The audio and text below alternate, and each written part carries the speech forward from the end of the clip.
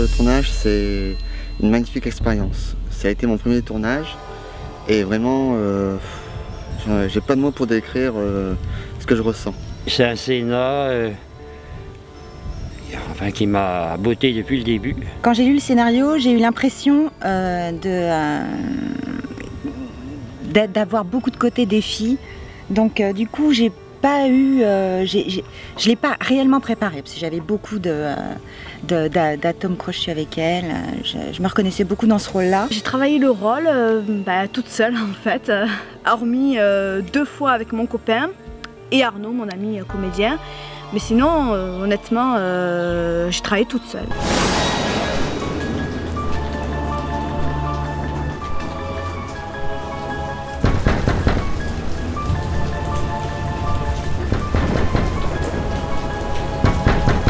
Bonsoir madame, je viens pour la chambre. Oui, entrez. On vous attendait plus, vous savez. C'est monsieur comment déjà? Fabio Antonello Serrazzi. Votre chambre au premier. Je suppose que vous devez être pressé de vous installer. Certainement. Vous verrez, vous y serez bien. Notre dernière locataire n'était jamais pleine.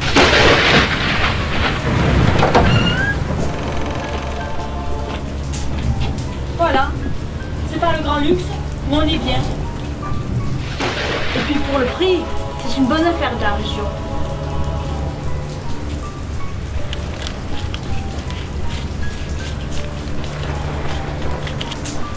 Le loyer en cours et la compte pour le mois suivant. Très bien. Je vous souhaite alors une bonne soirée, monsieur Serrazzi. Ben, mon rôle, j'ai travaillé petit à petit, quoi. Je dis pas, j'ai eu vachement des difficultés, je veux dire, à prendre le texte, parce que c'était pas évident. Et puis depuis de jour en jour, quand je me suis mis dans le bain, quoi. Le gestuel, ça allait encore. Je me suis bien émerdé, quoi. Le rôle que j'ai m'a beaucoup touché. Quand j'ai lu le scénario, je dis bon allez va. Pour moi c'est un défi, en silence, surtout un film d'horreur comme ça. Je suis plus habitué pour faire des comédies, genre de comédies romantiques. Tu sais fille, je compte bien me marier un jour. Et toi? Comment ça, moi? Bah oui toi. Avoir des enfants, une famille, avoir un mari, bref, comme tout le monde. Bon, pour ça, il faudra un mari, mon cher Alban. Un vrai. Tiens Alban, t'es toujours là toi? Alors? Il avance bien ce jardin? Tu repasseras nous voir demain?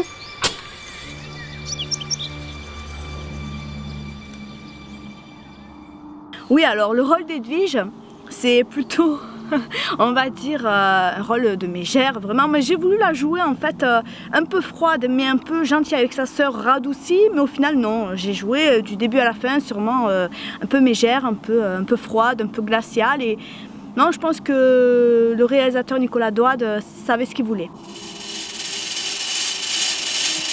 Oui, Franck. Action!